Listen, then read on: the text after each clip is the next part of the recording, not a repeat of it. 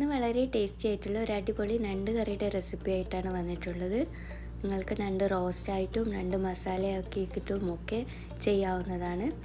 ഇതെങ്ങനെ ആക്കുന്നത് നമുക്ക് നോക്കാം.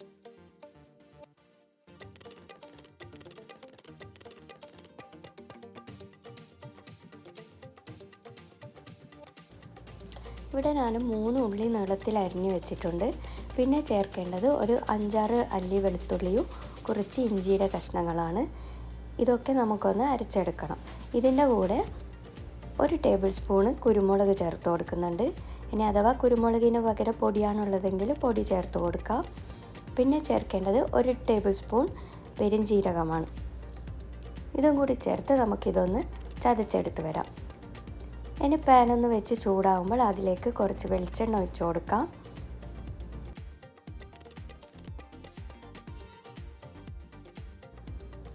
ഓയിൽ അധികം ചൂടാവാൻ നിൽക്കണ്ട. അപ്പോൾ തന്നെ നമുക്ക് ഈ ചതച്ച് വെച്ചത് ഇതിലേക്ക് ചേർത്ത് കൊടുക്കാം. ഇനി എല്ലാം കൂടി ഒന്ന് മിക്സ് ചെയ്തെടുക്കാം. കൂടുതൽ ചൂടായ പെട്ടെന്ന് കരിഞ്ഞു പോകും. അതുകൊണ്ട് ഒരു ഇളം ചൂടിൽ തന്നെ നമുക്കിതൊന്ന് ഇട്ട് കൊടുക്കാം.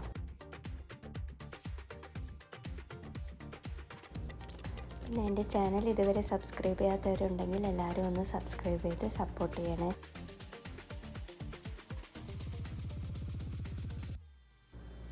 ഇനി ഇതൊന്ന് ചൂടായി വരുമ്പോൾ ഒരു തണ്ട് കറിവേപ്പില ചേർത്ത് കൊടുക്കാം. ഇതും കൂടി ചേർത്തൊന്ന് മിക്സ് ചെയ്ത് കൊടുക്കാം. ഇനി ഉള്ളി നമുക്ക് ചേർത്ത് കൊടുക്കാം. അരിഞ്ഞു വെച്ച ഉള്ളി ഇതിലേക്ക് ഇട്ട് കൊടുക്കാം. ആവശ്യത്തിനുള്ള ഉപ്പും കൂടി ചേർത്തൊന്ന് ഉള്ളി ഒന്ന് വഴറ്റിയെടുക്കാം.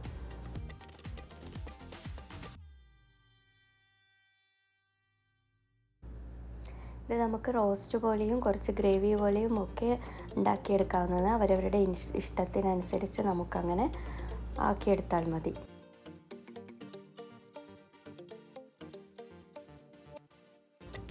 ഇനി എല്ലാം ഒന്ന് വാടി വരുമ്പോൾ നമുക്ക് പൊടികളൊക്കെ ചേർത്ത് കൊടുക്കണം. 1 ടീസ്പൂൺ മഞ്ഞൾപ്പൊടി ചേർത്ത് കൊടുക്കണം.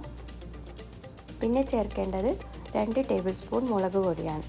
അത് അധികം എരിവില്ലാത്ത മുളക് പൊടിയാണ് ചേർക്കുന്നത്. പിന്നെ ചേർക്കേണ്ടത് 1 ടേബിൾ സ്പൂൺ മല്ലിപ്പൊടി. ഇതൊക്കെ ചേർത്തൊന്ന് വഴറ്റി കൊടുക്കാം. ഇനി പൊടികളുടെയൊക്കെ പച്ചമണം പോയാൽ നമുക്ക് ഇതിലേക്ക് തക്കാളി ചേർത്ത് കൊടുക്കണം. അവിടെ 2 വലിയ തക്കാളിയാണ് എടുത്തത്. അത് നേരിയ കഷ്ണങ്ങളാക്കിയത് ഇതിലേക്ക് ചേർത്ത് കൊടുക്കാം. ഇനി എല്ലാം കൂടി ഒന്ന് മിക്സ് ചെയ്തെടുക്കാം. ഇനി ഇതൊന്ന് മീഡിയം തീയിൽ എല്ലാം ഒന്ന് വഴന്ന് വരട്ടെ.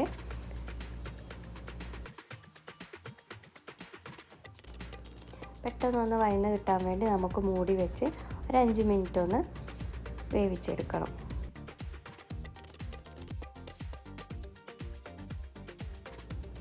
എല്ലാം ഒന്ന് വാടിയ ശേഷം ഇനി നമുക്കിതിലേക്ക് മുറിച്ച് വെച്ച ഞണ്ട് ചേർത്ത് കൊടുക്കാം.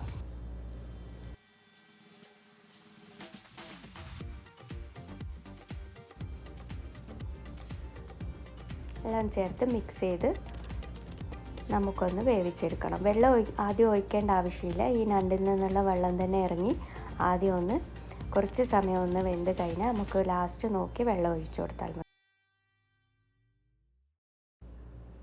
ഇതൊന്ന് മൂടി വെച്ച് ചെറിയ തീയിലൊന്ന് വേവിച്ചെടുക്കാം.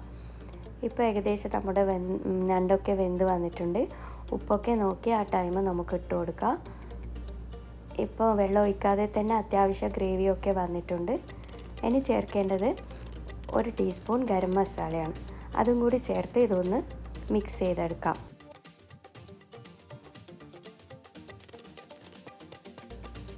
നിങ്ങൾക്ക് ഇതുപോലെ റോസ്റ്റായിട്ട് വേണമെങ്കിൽ ഇങ്ങനെ തന്നെ സെർവ് ചെയ്യാം.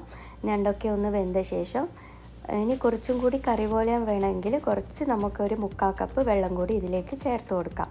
ഞാനിവിടെ കുറച്ചൊരു ഗ്രേവി ടൈപ്പാണ് ആക്കുന്നത്. അതുകൊണ്ട് ഞാൻ കുറച്ച് വെള്ളം ചേർക്കുന്നുണ്ട്. ഇനി ഒരു 3/4 കപ്പ് വെള്ളം കൂടി ചേർത്തൊന്ന് തിളപ്പിച്ചെടുക്കാം.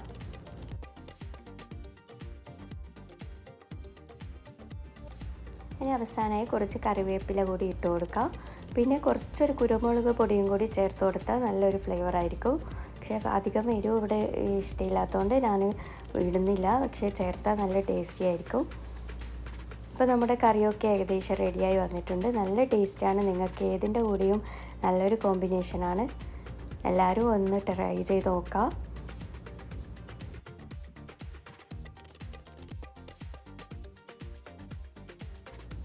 ഇതുപോലെ നല്ല ഈസി ആൻഡ് ടേസ്റ്റി റെസിപ്പീസുമായി ഇനിയും വരാം. Thank you.